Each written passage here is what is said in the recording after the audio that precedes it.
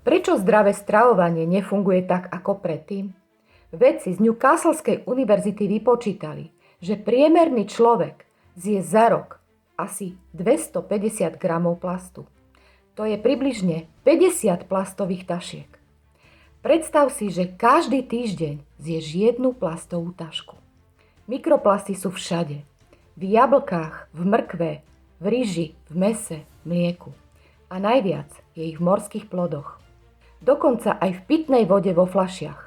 Až 240 000 častíc na liter. Myslíš si, že piješ čistú vodu? Piješ plastovú polievku. A tieto častice sa nevylučujú. Hromadia sa v tvojich orgánoch, prenikajú do buniek a ničia ich zvnútra.